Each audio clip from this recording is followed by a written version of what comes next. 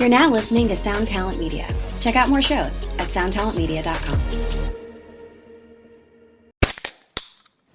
Hey, what's up, everyone? I'm Matt Migaki, the vocalist of Cryptopsy and the host of the Vox and Hops Metal Podcast, where I sit down with fellow metal musicians. We talk all about their lives and music while sharing killer craft beers. If you've ever wanted to sneak backstage and share a beer with one of your favorite musicians, well, Vox and Hops is the podcast for you. This week on the podcast, I dropped a killer episode with Kelly Schaefer of Atheist. There is this episode and over 440 other ones to help you enjoy life, metal, and craft beer. So what are you waiting for? It's time to become a Vox and Hops head. Cheers!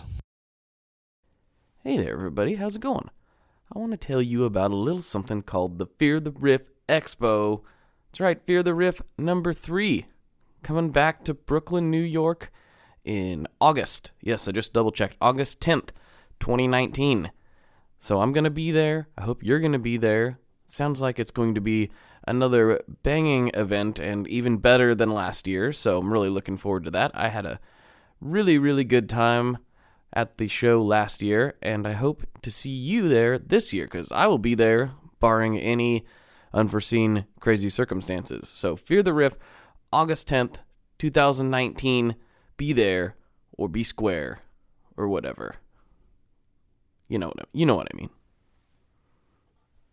I'd also like to tell you about Gun Street Wiring Shop. Gun Street Wiring Shop out of Bend, Oregon. Custom harnesses for your guitar just the way you want it. Is it time to upgrade the scratchy pots? Is it time to add some crazy push-pull functionality? Is it time to just have better stuff in your guitars? Go to gunstreetwiringshop.com and they will hook you up with the finest harnesses in the business. And they will walk you through any problems that you may have on the install. You know, it seems a bit daunting at first, but really, if I can do it, anybody can do it. And if you do run into any problems, Sean will help you. So don't worry about any of that. That's gunstreetwiringshop.com. Go to it, check it out, love it, know it, own it, whatever, something. Go to Gun Street, you'll like it. A couple things. I'm going to try to make this quick because I've been a little long on these intros. I don't like to be quite so long-winded, but, I got lots to tell you. So one, obviously, I still have a cold when I was recording this, so that's why it sounds the way it does. I apologize, but, on with the show. And this episode's a little more businessy, which isn't normal, but that's really what Julie does, and I know a lot of you are really interested in that kind of stuff, so I thought it would be a good kind of time to dive into that stuff a little bit more and see how she looks at things from kind of a higher business level perspective. So I think a lot of the industry folks that listen to this will probably be very interested in that. And before we get started, I just want to do a quick reminder about tonemob.com/reverb. That link will take you to reverb.com. If you go through there, you can do all your normal shopping. Anything that you've been wanting to buy for Christmas, you got somebody on your list, even if it's yourself, a small percentage of that comes back and helps support the show. Support the show and just keep it going. It doesn't raise your prices. It doesn't make anything weird. And if this is the first time you've heard of Reverb, which would be very surprising, but if it is the first time you've heard of it, just signing up helps. You go to tonemob.com/reverb and just sign up for an account. That helps us out too. So if you could just do that for me, bookmark it, save it, use it. Anytime you shop on Reverb, it helps out a lot. And I really, really appreciate everybody that's already been using it. You guys have been very receptive to it, and that is very, very nice. So thank you. But I'll just shut my mouth. Well, I'm not going to shut it totally. You'll hear me in a sec. You know how this works.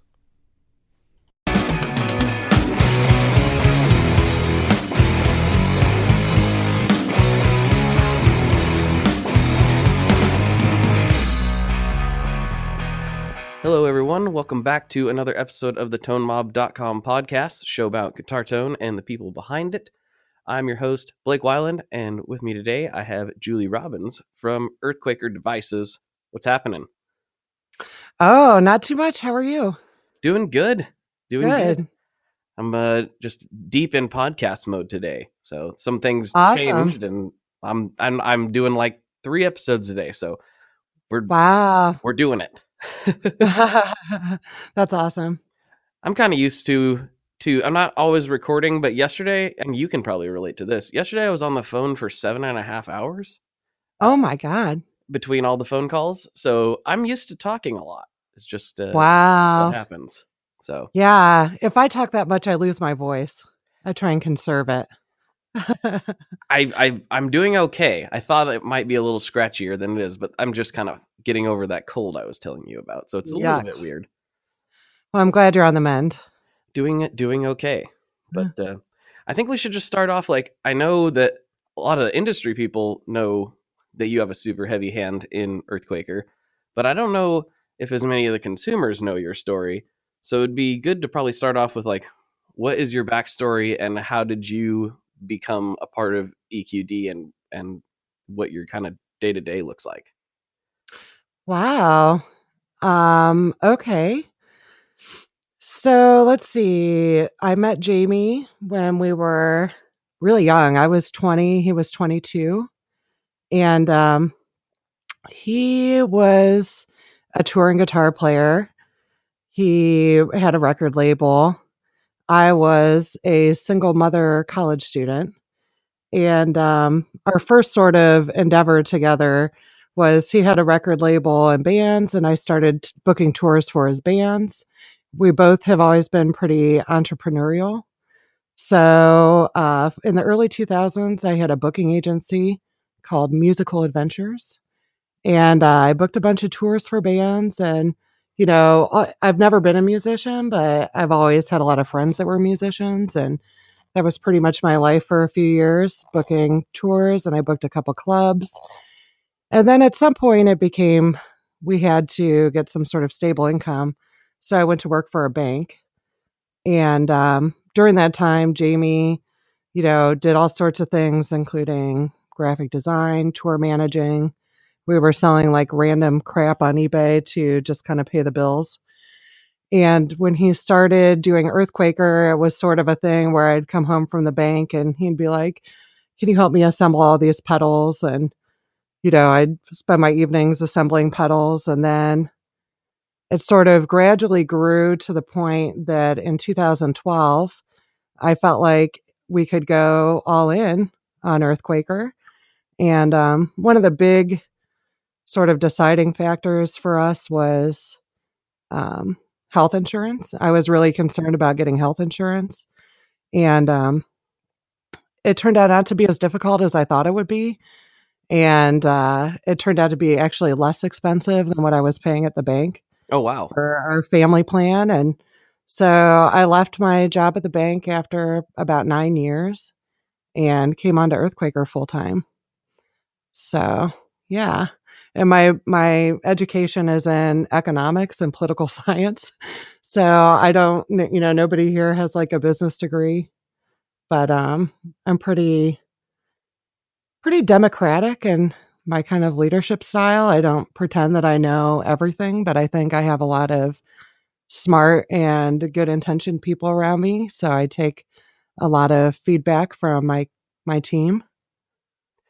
Do Yeah. yeah. So that's really interesting because like for somebody who's like, I mean, you definitely surrounded yourself with music and musicians, but I was actually, it didn't even cross my mind the fact that you weren't one yourself. I just kind of assumed you were because you're heavily involved in all this stuff. So I just kind of thought, oh, yeah, she probably Yeah. plays something. Yeah. Well, somebody has to think about something else once in a while. So I feel really, fine about it.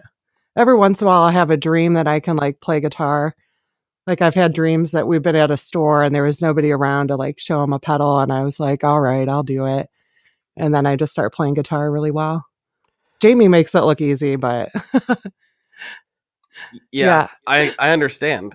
Is that like sort of, is that almost like a nightmare situation where it's like, oh no, I'm put on the spot, or and it's like you just overcome somehow. You Yeah, get something shredded like up. that. Something like that. That's very interesting. Yep. So, from what Jamie was telling me, it sounds like your day to day is a lot different than his day to day. What does your typical day look like over there? Well, so I am usually in my office or in a meeting. Um, I have all kinds of things on my plate. I'm usually juggling like 20 things. There's usually people in and out of my office bringing me, you know, questions or problems of varying degrees of intensity. Um, so yeah, I'm sort of, managing everything. I'm, really involved in all things cash flow related. Um, I guess I would say sort of trying to steer the ship and help everybody understand their priorities and how to get from where we are to where we're trying to get to, that sort of thing. So, not having a business background per se, was it surprising you to find that you had strengths in kind of organizing these systems and doing these things, or you kind of that's just your natural inclination? I think in a lot of ways it is my natural inclination. I don't think that I ever had any designs on managing a lot of people. I think that I would be content to just sort of handle my own stuff. But I saw that somebody needed to do that. And so I sort of stepped up. I think that I'm good at kind of creating teams and seeing where our attention should be and finding the right people. I think those would be my strengths, and I'm also, pretty analytical and always kind of been very budget minded. So, yeah, it is a surprise to me. I don't think I would have ever dreamed that I would be in this position one day. Although it's not surprising, like seeing Jamie and his trajectory, it seems like it should have gone this way. Yeah, it does seem that his position there is a very good fit for him as a person, I think. Oh yeah. Oh yeah, definitely. Definitely. He definitely could not work for someone else, He needs to be in charge of his own thing and in control of his own destiny for sure. Was there I'm not sure what the right way to phrase this is. Was there anything that surprised you, like kind of really getting into the pedal industry in like a serious way? Was there anything that surprised you by that? Because you're not Oh my, you're not a guitar so player, many so it's things. like that people are this passionate about it, or what? Oh yeah. Oh yeah, there's a lot of things that surprise me about the industry. I mean, it's first of all like the intensity of, the pedal community, pedal fans is like the level of nerdiary is so high.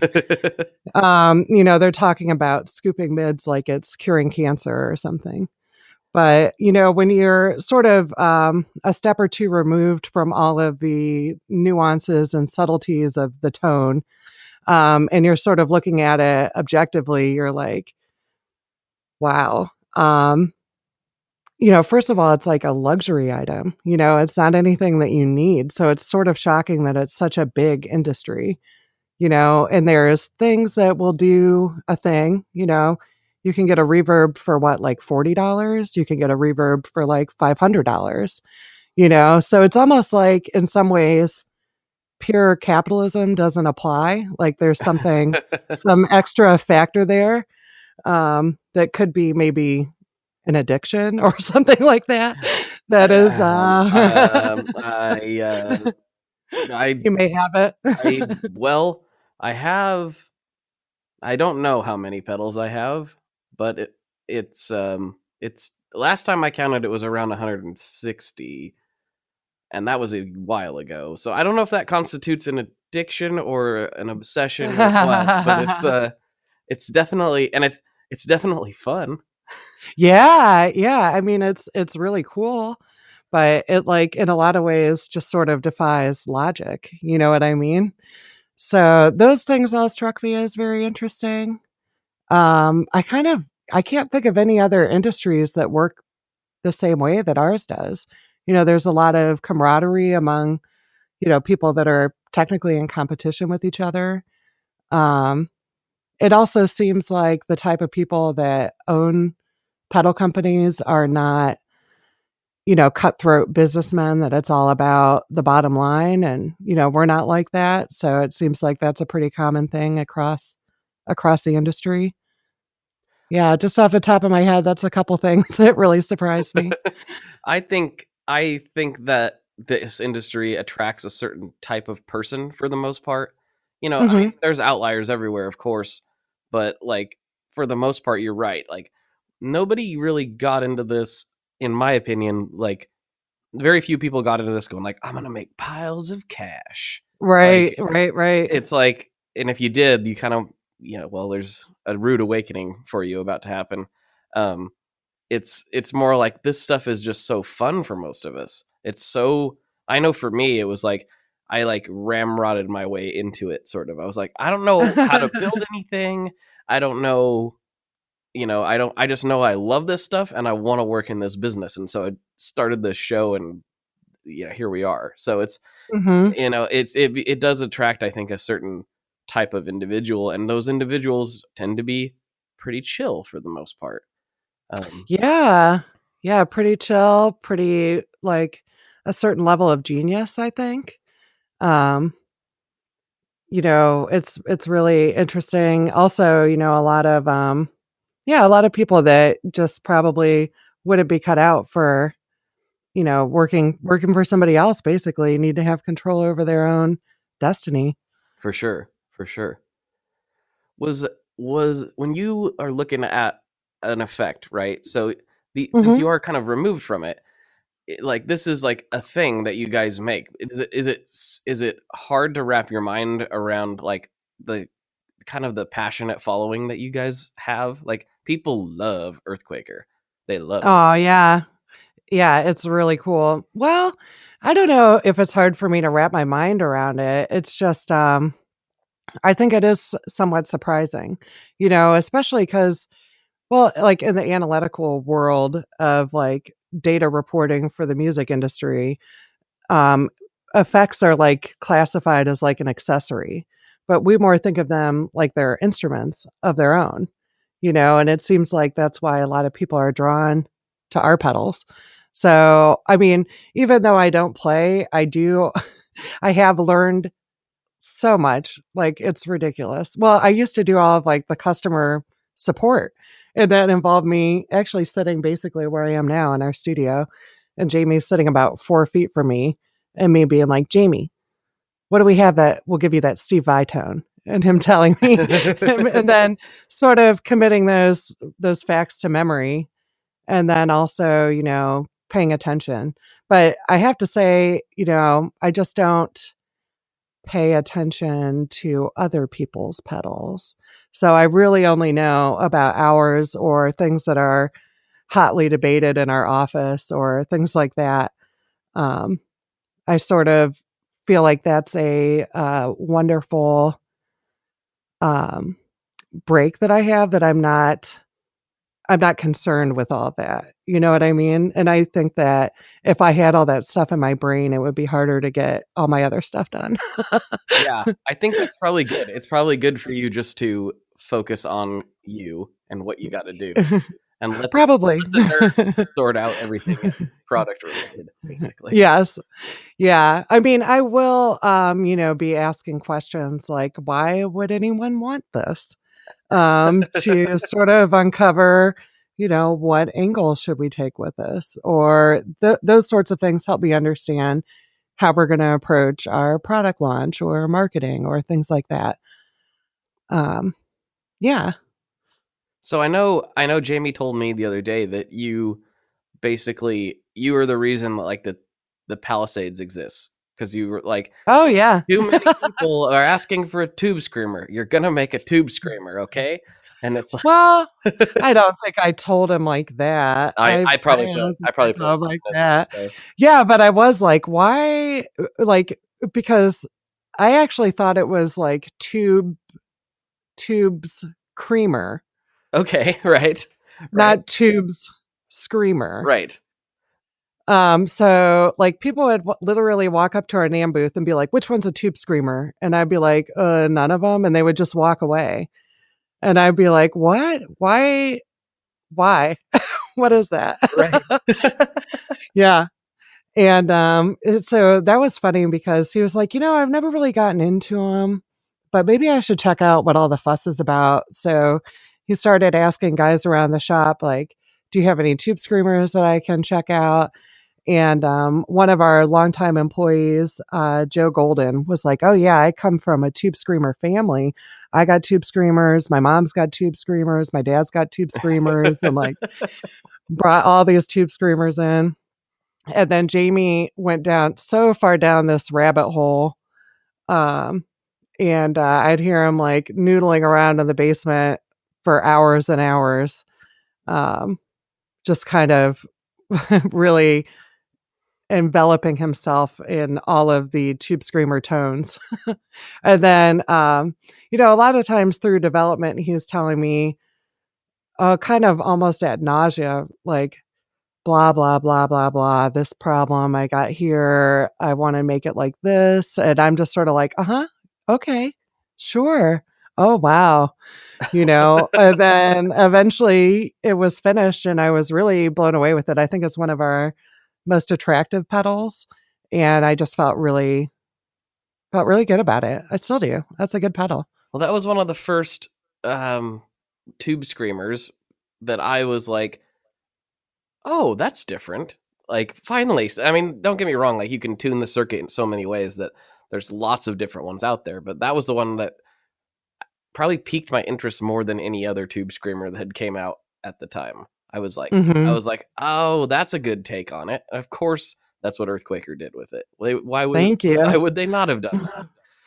Well, it was also really funny because Jamie had for years been like, we're not making any tube screamers. And so he like felt this crazy obligation to like be like, I know I said I wouldn't do this, but nobody cared. No, and that Nobody was like, you said you wouldn't. Yeah. Yep. Do you have a product? I think I asked the same thing of Jamie, or a similar, maybe phrased a little differently. Do you have any products that you're kind of surprised that people like? Well, I've heard people do really good and really awful things with all of our products. um, there's some that I like more than others. Um, let's see, what am I surprised that people like? Or like, I'm kind of thinking of it like, so like my wife's not into any of this either. Like, and so I'm like, oh yeah, this pedal totally destroys your signal. And she's like, why would you want that? Like, I'm like, well, because it's awesome. Like sometimes coming at it from the outside, it's hard to understand why would somebody want to mangle their signal into madness? Well, okay, I can think of some things okay, so we have a couple one knob pedals, like the Acapulco Gold or the Eruptor. Mm-hmm. And people will be like, there's only one knob. How do I control, the volume or whatever? And I'm like, feel free to use any of the other volume knobs that you have at your discretion.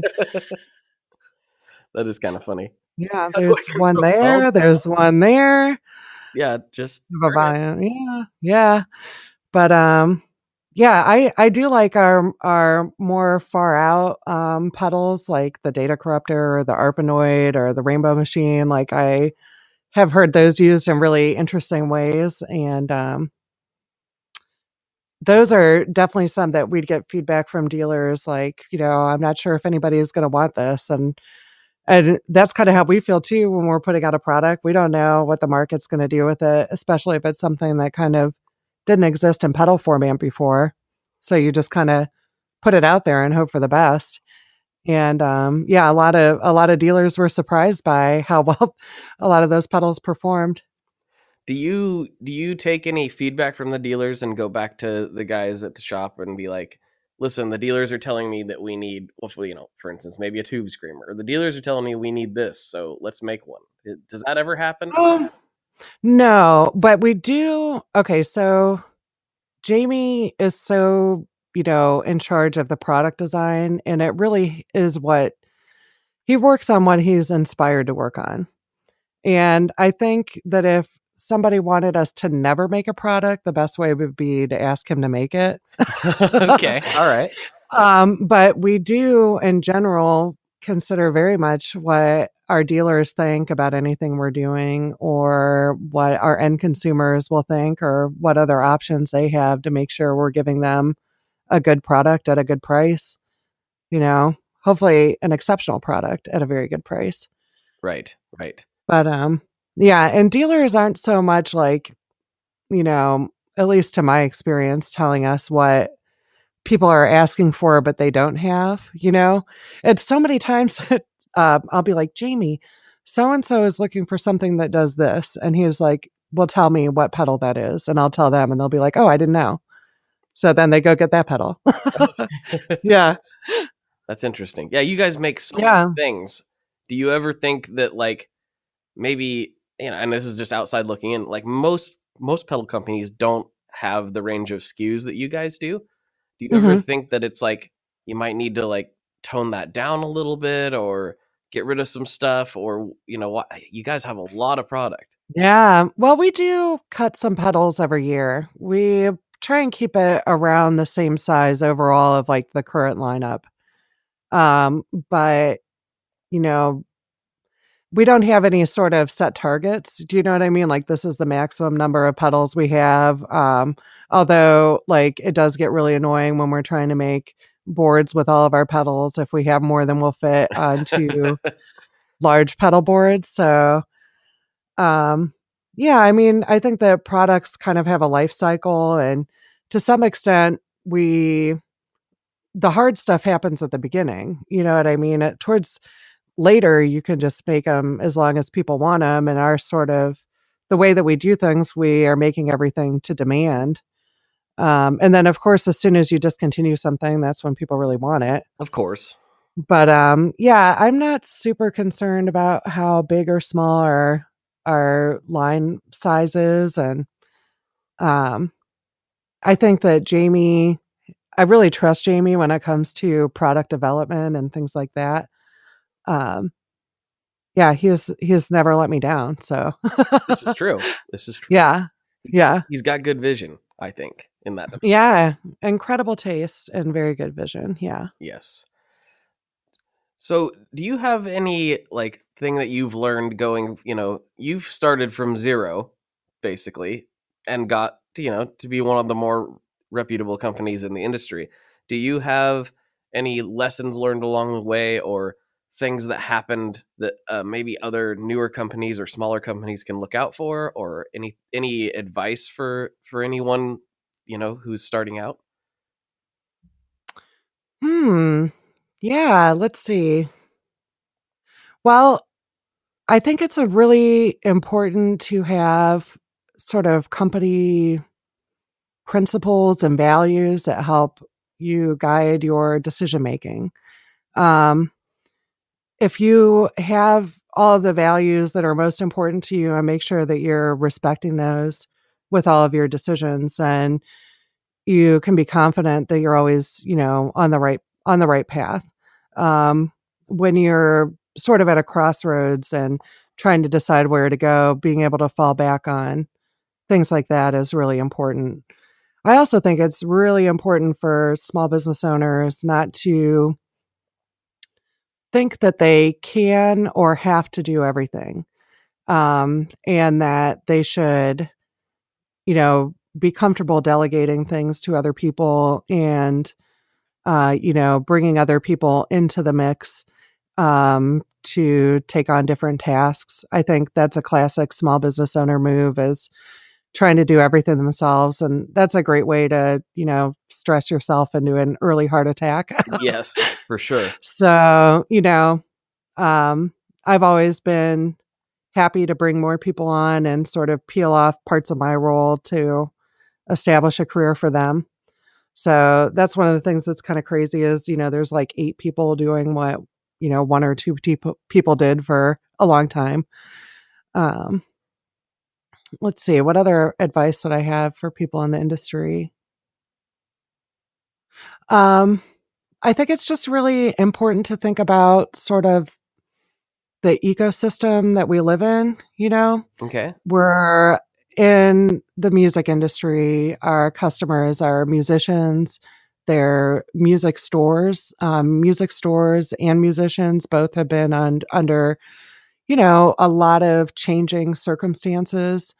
And it's just very important to be fair and to make sure that that industry can continue to survive. And it's by manufacturers having fair policies and making sure that they're not doing things that are detrimental to dealers. And so that's a lot of our philosophy. What do you, when you say detrimental to dealers, what kind of practices do you mean by that? Well, so maybe trying to think of when we started our MAP policy. It's probably been a good 4 years. So MAP policies, minimum advertised pricing. Right. Um, if you don't have a MAP policy or you don't enforce a MAP policy, then dealers are sort of in a price war with each other all the time. And they may be inclined to discount to the point that they're making like no money. And Just to get sort the of by, sale, just to keep the cash flow coming type of thing. yeah.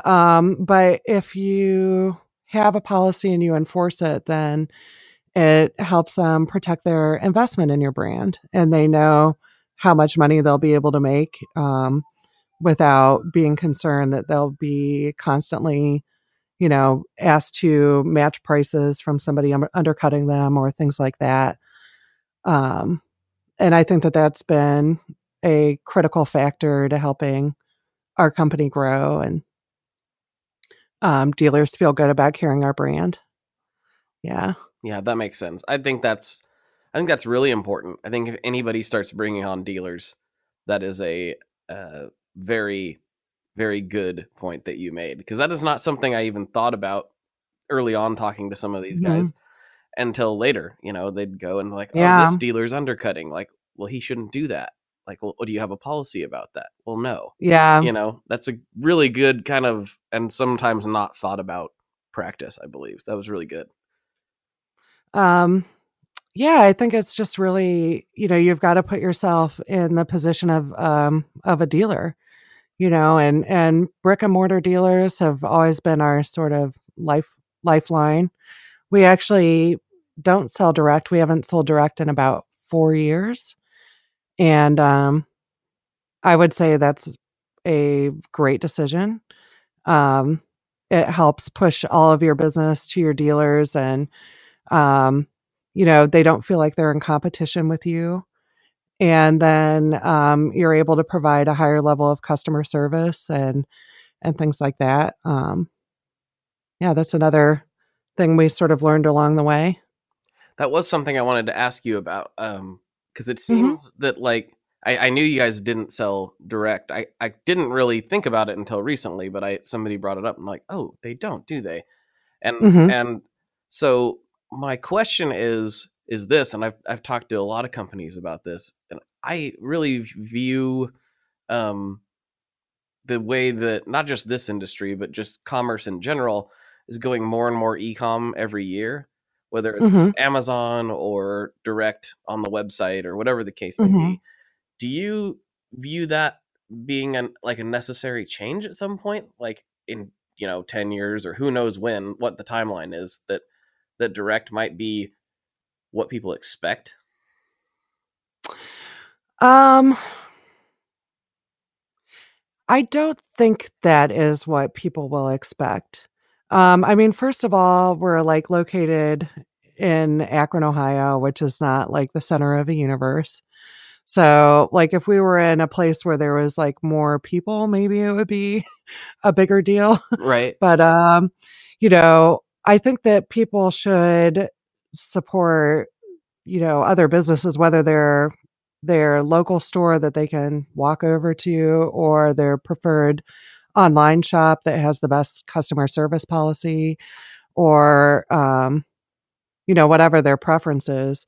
But we've really never gotten complaints that we don't sell direct. Sometimes people will be confused, like they'll be think, oh, it's not available.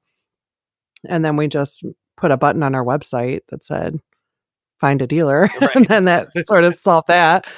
So yeah, I don't know. I mean, I think that when we looked at it, it was a very small percentage of our sales, but it was a much greater percentage of our energy. And that when we made the decision, it was due to constantly being back ordered and not being able to, you know, adequately keep all of the inventory on the website updated. We wouldn't want a dealer to be waiting and somebody to be able to order it on the website and get it that day. So that was kind of our logic behind it. And, we've since like eliminated our backlog and work from like a surplus, but we still would rather all the sales go through dealers. Um, like I said, it's really to support that ecosystem. Right, right. Um, Yes, so the music store is important, and I you see some publications that say like, um, I have many theories on this, and I'd be curious to see if they align with yours. That guitar is dying, and people aren't playing guitar anymore, and they're citing, uh, you know, giant guitar brands sales are slowing, and Guitar Center sales are slowing, and I'm going to me that's a bit short-sighted because I know that there's lots and lots of small brands eating into those big corporations basically. mhm, So like just because like Fender and Gibson are showing slowing sales and Guitar Center is showing slowing sales, that doesn't account for, our local music shop which is booming. They're not reporting their numbers to anybody, and right. some of the smaller pedal companies, like medium-sized pedal companies that are doing really well, they're not reporting their numbers to any of these publications. And same Mhm. with the guitar builders. So I feel like that's a lazy argument to say that the guitar is dying. um I feel like that's ignoring a Yeah. big slice of the picture basically.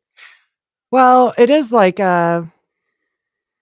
difficult to predict the future of like, will guitar sales continue to grow? There's also so much used product out there. There's a lot of debate over, the quality of new mass market guitars. Is that what is appealing to people? But I think from what I'm seeing, I mean, music is changing. Electronic music is a lot more prevalent. Our daughters are teenagers and they're fans of these like YouTube stars that have these like ridiculous songs about sweatshirts and stuff. And but it's kind of every generation is thinks about their kids' music like that's not music. But in other areas like in Japan where there is a much stronger component of music education in every child's life, I feel more optimistic about their future musicians than I do in the US where music programs are getting cut left and right. It's hard to say where the industry is going and um if it is a long-term trend. I also think, there's probably a recession on the horizon, if not already coming right now, because it's been 10 years since we had a recession and you just inevitably will have one. Yeah, I So that reluctantly could I play. agree with you. I don't want to agree with Mhm. you, but I do. I think that is Yeah. pending, unfortunately.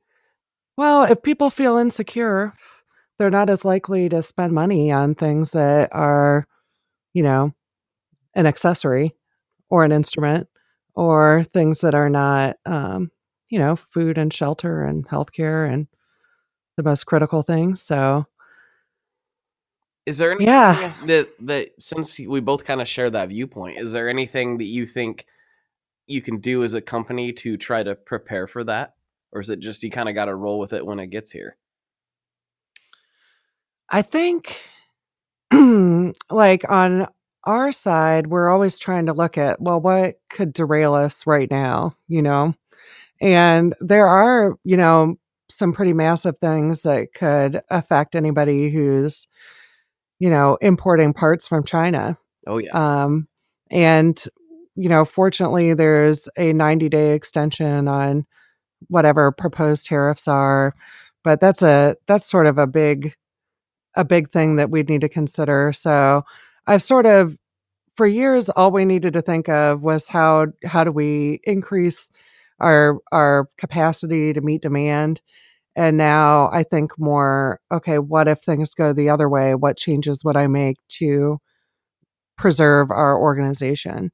And I feel ultimately like we're very well prepared because our production methods are very adaptable to demand. Okay. And so it's just understanding if it's a short-term or long-term change in demand and implementing changes based on that. But as opposed to brands that are mass manufactured and they may need to order a certain quantity of pedals and then they have all this stuff on the shelves, we can be very adaptable to, what demand is asking us for. And that's a good position to be in. Yes, it is. And I know exactly what you're talking about. It's if you got to order, you know, 5,000-6,000 pre-populated things and have Mhm. it all sitting there, and then it's like, well, and hopefully that one isn't a stinker of a seller, or hopefully the economy stays okay, and you're not just left with a bunch of essentially useless parts that you can't get rid of. Mhm. Yeah. That's a really cool position to be in from that perspective. Yeah. Was that intentional, or did that kind of happen just because that's how you started processing things? Well, part of it was Jamie's philosophy, and it was also, we're not a super sophisticated manufacturer, like we don't have all of those sophisticated machines to do manufacturing for us. I know that a huge part of our identity is making the pedals ourselves here at Akron. And I don't know how much a consumer cares about any of that, but it's something that we care about a lot. So I think it was sort of an organic way that we developed that turned out to be an advantage. Um, and I just don't know anybody else that does it the way that we do it. Um, so we're not able to like look at somebody and be like, oh, we'll just do it like that. We have to figure everything out on our own. Right, right. That seems like it's been that way since the beginning. You sort of figured everything you do out. There was no one to look to. There Yeah. wasn't a you to look to at the time. No, no. That's very, very Yeah. interesting. Had a pretty good question in amongst the jokes on the Facebook group. Some Uh-huh. people just like to post nonsense gifs. Uh, Okay. but another Blake Lawson asked, "How hard is it to balance creativity with sales?" Which I thought was actually pretty interesting. Um, hmm. Well, like I said, I don't think that we've ever been able to look at something and know how the market is going to receive it. We always hope for the best. Um, I do think that Jamie having like total control over what he's working on um, is the best thing for creativity. There's no one to say, you can't do that. He is able to take it as far as he wants.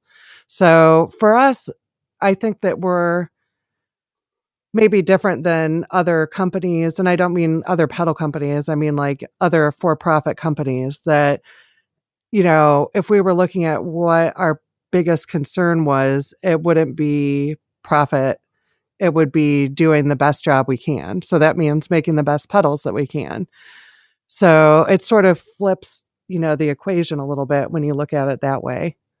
But Yeah, yeah, I do understand that. And one time I heard it was Josh Scott. He I can't remember if he was doing an interview or if I heard him tell somebody this at NAM, and I thought it was a really interesting perspective.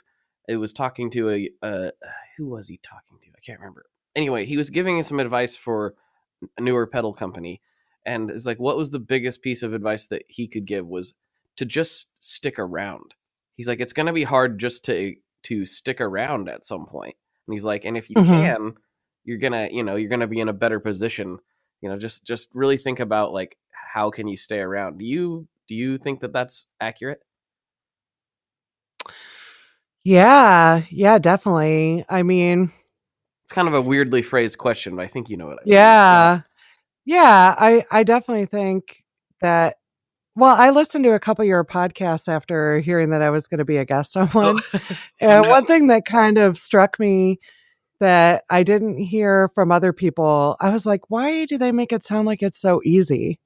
'Cause, it's not easy, it's really hard. Like, you're dealing with all sorts of problems all the time. That's what owning a business is just solving all these different problems. Right. So I think so long as you're still engaged in the act of solving all those problems, you've got a really good chance of figuring it out and working past it.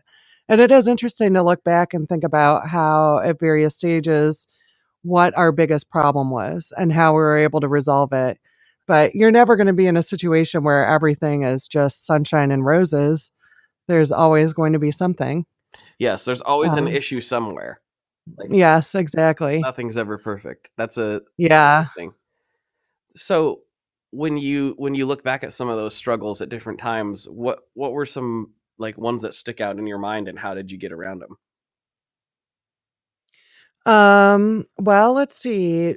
So I'm recording this in our old shop, where we were literally crammed in here, like sardines, like one toilet for 30 people. Oh, whoa. And we were doing great, but our biggest problem was our enclosures where it was difficult to get them on time and to the quality that we wanted them.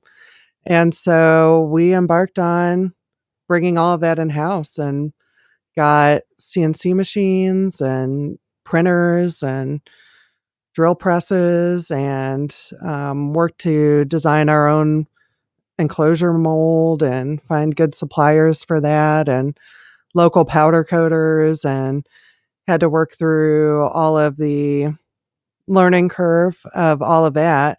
But now we never have a problem with enclosures, and there's 3 people who full time are working to make sure all of our enclosures are perfect.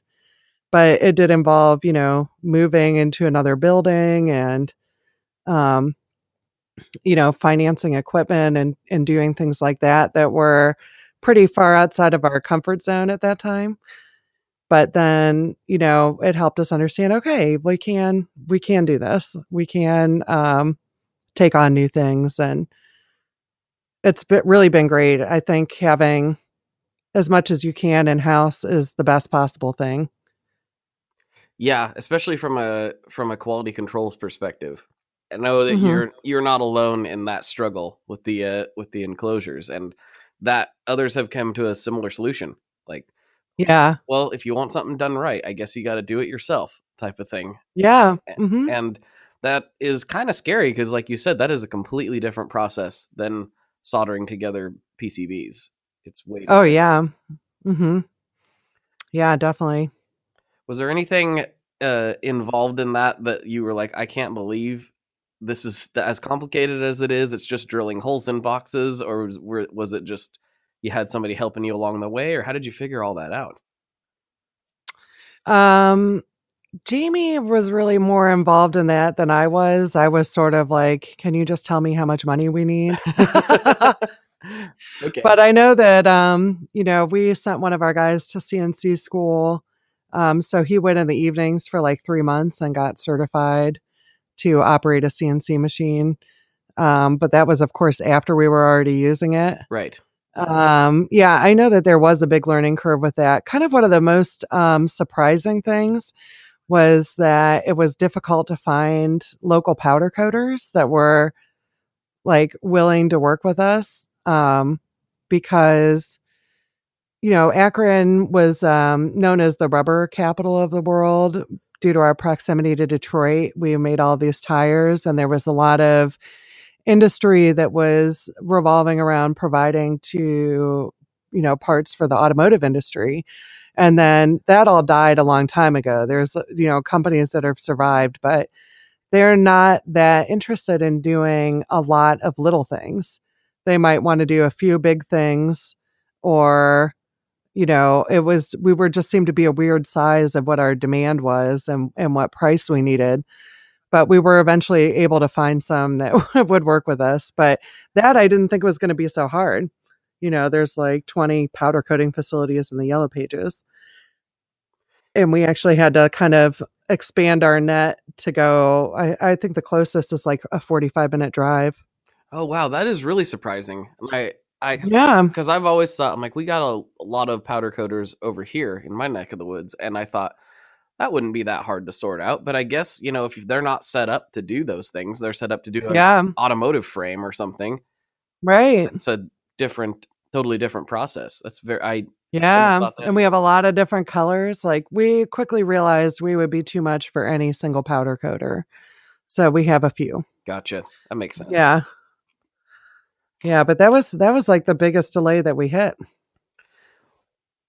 Kind of going on a different route here. What is one of the coolest things that happened to you as a result of working at EQD?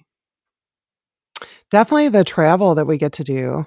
Um, so Jamie and I have got to do a lot of trips where we're exploring different markets or evaluating different distributors, and so we end up finding ourselves in all these far-flung places, and I love to travel. I love to experience other cultures. So that by far is my favorite. We've also got to meet some really incredible people.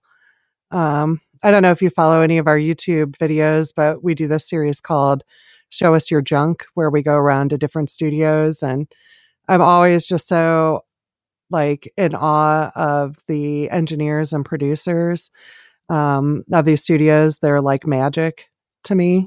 Right? And so that's been another really amazing experience. That's pretty cool. Does any Yeah. particular one stand out in your mind, experience or place? Oh, wow. Um, Mark Mothersbaugh's studio, being that Devo's from Akron and everyone always idolized Devo. And it's a really amazing studio, too. And it's in this round building that used to be a plastic surgeon. Oh wow. Then it's just full of all of this incredible, wacky stuff. So that was a really special one to me. Um, but there's really been a lot. I think that everyone that I went on, and I wasn't at all the shoots when we did that, but you can hear me laughing in the background of all the ones that I was, and that drives me crazy. I'm like, shut up, Julie. Uh, That's what that was. yeah. No, I'm just kidding. Yep. That's cool. That is really neat Yeah. that you guys get the opportunity to do that. And then do you see when you so you're exposed to a completely different side than what a lot of, well, even like your customers would think about when you go to some of these like bigger distributors and stuff. Is it like I know I've seen some behind the scenes stuff from like Taman and things like that, and it's like, Hmm. is it ever just like, whoa, this is a whole nother level of stuff, or you just seen some kind of crazy things?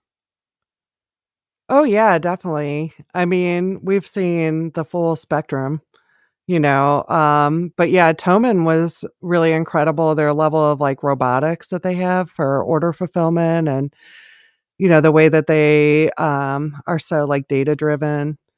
That was really cool. Sweetwater, I think, would fall under the same boat of just being really impressive technology wise and staffing wise. Both of those have some similarities. They're kind of out of the way.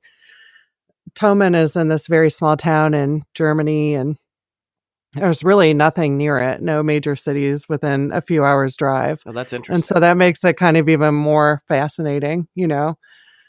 Um, but yeah, I mean, you can't just apply your American ideas to how things work in other places. You need to be open-minded and go and see it and experience it for yourself um, to really get it. And so that's something that I just think is really cool. Being there and meeting people and talking to people and seeing stores and seeing bands is a really great way to understand how our industry translates in different areas. I gotcha. So, Yeah, yeah, that's pretty fascinating. A little bit jealous. That's kind of cool. something that really blew my mind was just how amazing all of the music stores in Japan are.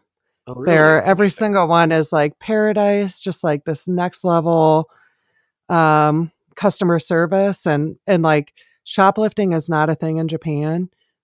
People would just not shoplift. So being in a store where that's not a concern is kind of interesting, where more emphasis can be placed on like the function of the display as opposed to the security of it. Yeah, really interesting.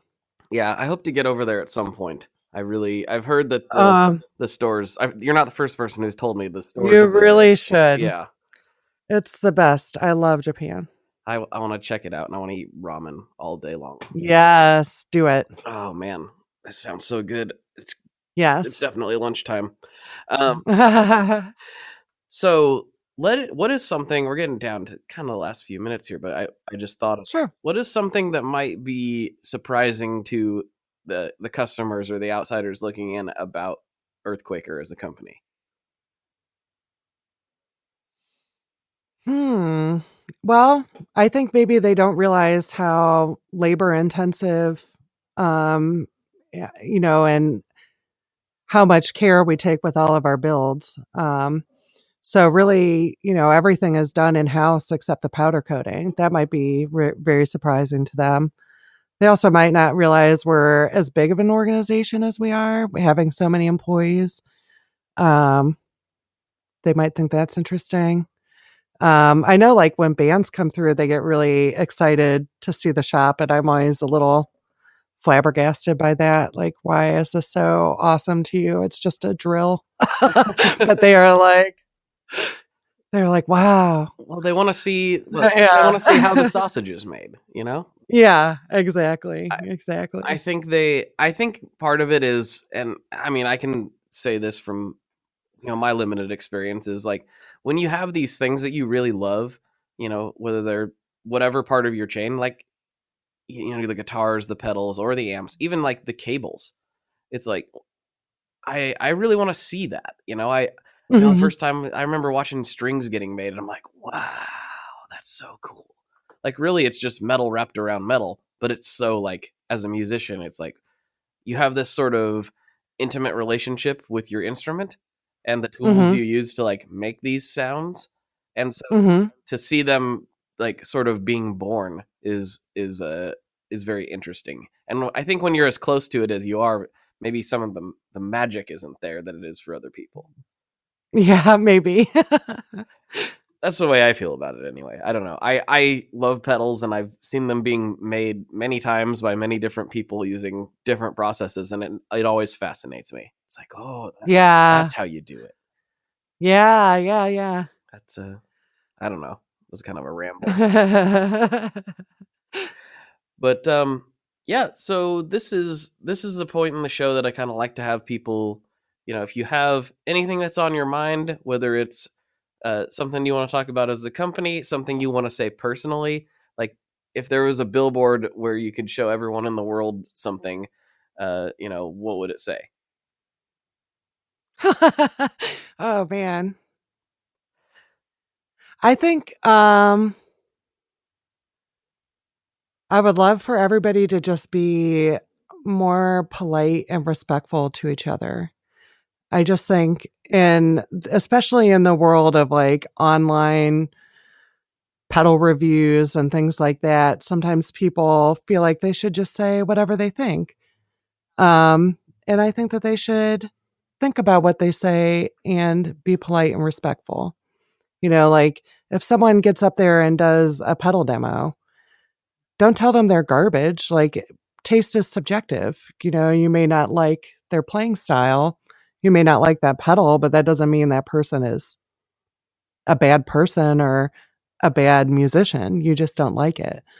So I would ask people to be more polite to each other I like that. and think about each other's feelings a little bit more. I like that, and I agree.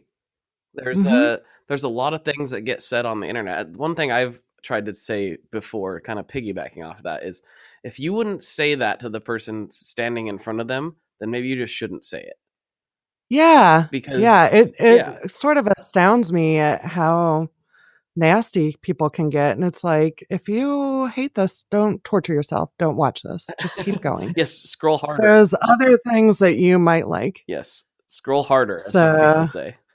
Like keep scrolling, it'll be fine. yeah. Yeah.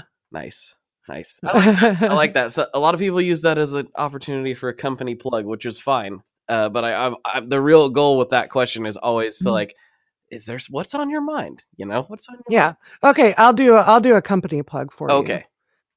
Go for it. Earthquaker devices. There's no reason not to try them. I like that. There is no Thank reason you. not to try them. Yeah, there isn't. I have some, and I can tell you there's no reason not to try them. That's right. Good times. All right, last question, and this is the big one.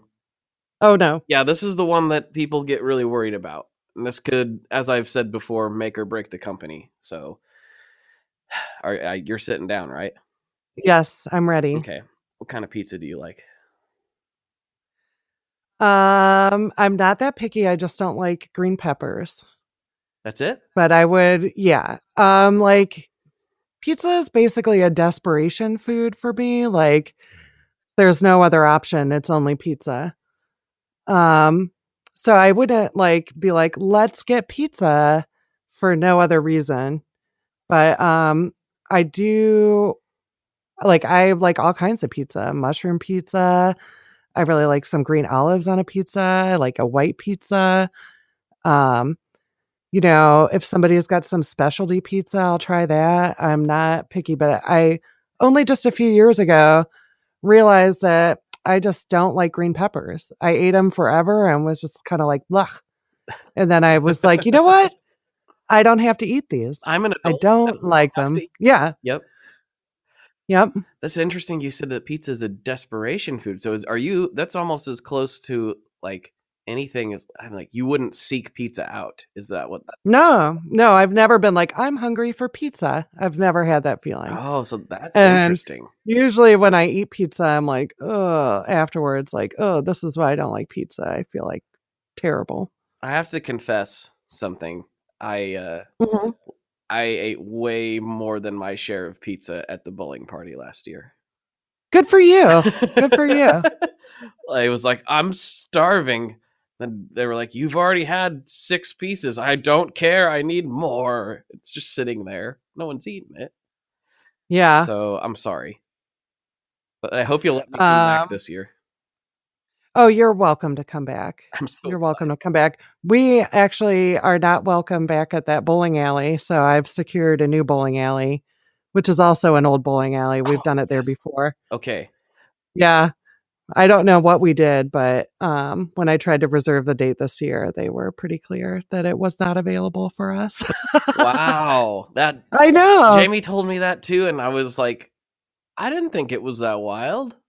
I don't know. I didn't think so either. I don't know what we did. I left fairly I don't know what we early. did. So I was like, maybe somebody punched somebody after I left or something. I don't know. No, nothing like that happened. Well, Yeah. I'm glad you got an old one. I the first year I was at NAM, we were in the fancy bowling alley, and that was Yeah, that was cool. But I like we'll be back at the fancy bowling alley this year. We're at the fancy one. Okay. Yeah. Well, that'll still be fun. That will be. It will be fun. Yeah.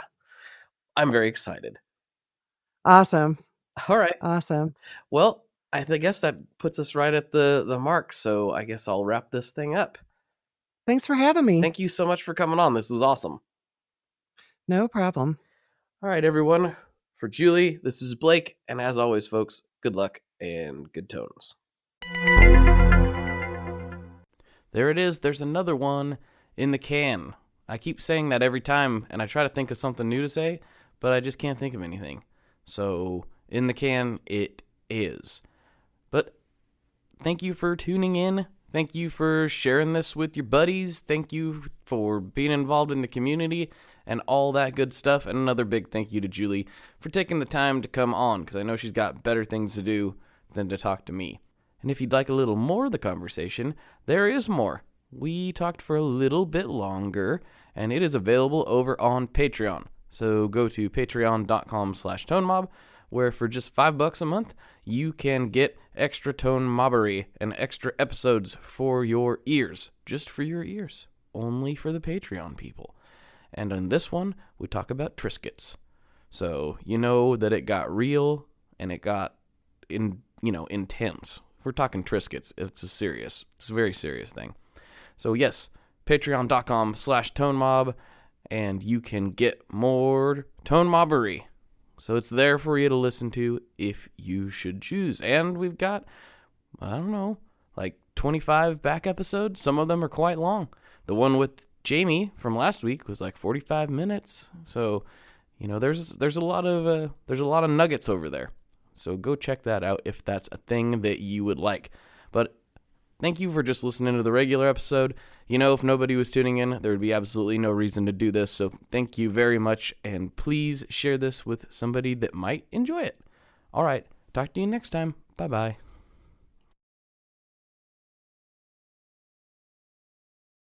One last thing before we totally sign off here. I just want to remind you that if you do any shopping at Stringjoy, that's Stringjoy guitar strings made in Nashville, that will help me out as well. As I've said for years, I'm heavily involved in that company, and I really do think they're making the best products on the market. So if you would like to try custom strings, go to tonemob.com/stringjoy and check them out today. I seriously love what the team down there is doing.